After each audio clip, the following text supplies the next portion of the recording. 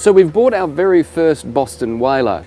And now what I'm going to try and do is share with you all of the unexpected challenges that we're facing and overcoming, so hopefully you can avoid the same thing. But the very first challenge I didn't expect was the more I looked at a second-hand boat, the more I found I needed to repair or fix.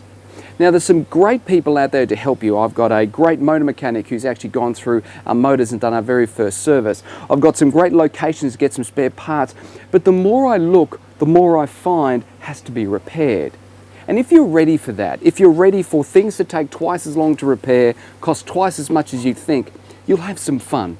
I'm having a lot of fun on this boat, but I have to admit I underestimated the things I'd have to do to bring it up to scratch. The next challenge I've faced is determining the difference between someone who wants to help us out in learning boating and someone who wants to take advantage of that, especially repairers.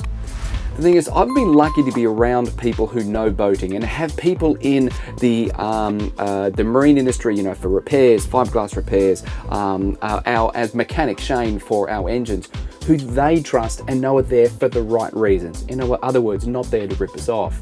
Because I did have a quote at the beginning to get a job done at the boat, and one of the quotes was $2,000, the other quote was $10,500.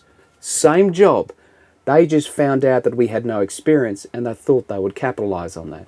I was just lucky I had people around me who could recommend people they trust. So the thing I could probably recommend you do, not only surround yourself with people who know about boating, surround yourself with people that they trust in boating to help you fix whatever you're going to need to fix on your boat. And as I said before, it's going to be more than you think. The next challenge I underestimated was definitely joining a yacht club. Now, you're going to have to join a yacht club or a boating club or something to actually get a pen to store your boat in. And I joined Fremantle, and they are beautiful people down here. It's been a fantastic journey going through the membership, going through and eating dinner, meeting all the people, hopefully securing a wet pen that we're hopefully going to be able to purchase.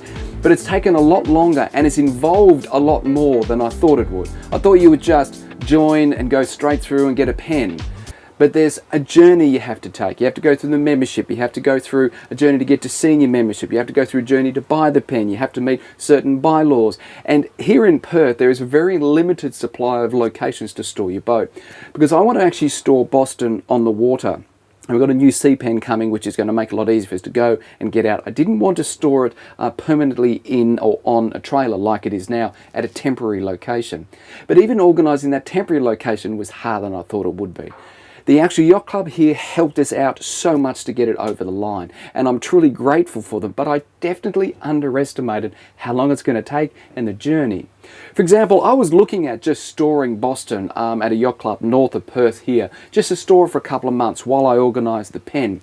And I had to join them for 12 months just to get on the wait list to try and do that, which obviously I didn't. Which I didn't anticipate. I thought you would just find a spare location just like anything else and park it there. You wouldn't have to join.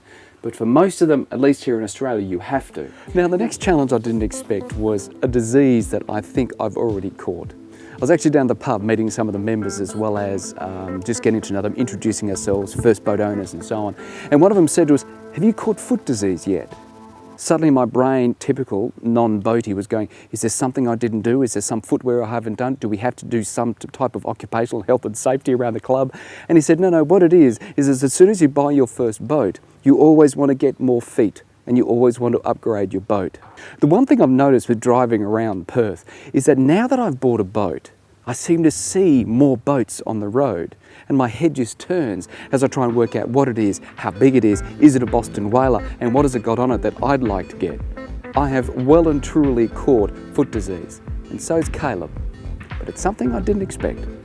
But it's actually tied up with one of the other things that I've learned along this journey as well after talking to a lot of the people down here, is that as soon as you buy your first boat, they said most people then realise immediately, why didn't they do it sooner?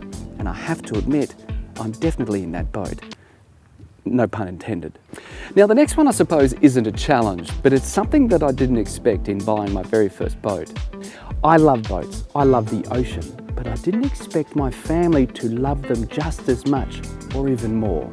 When I get onto the boat, Caleb, my eldest boy, is learning how to drive the boat from JB far quicker and far better than I ever can.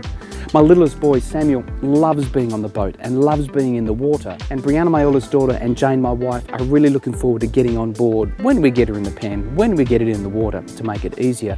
And it's something I didn't actually expect. I didn't expect them to love this journey just as much as I do. And it makes it so much easier because I'm truly looking forward to the adventures we can have on her as we learn the whole boating journey.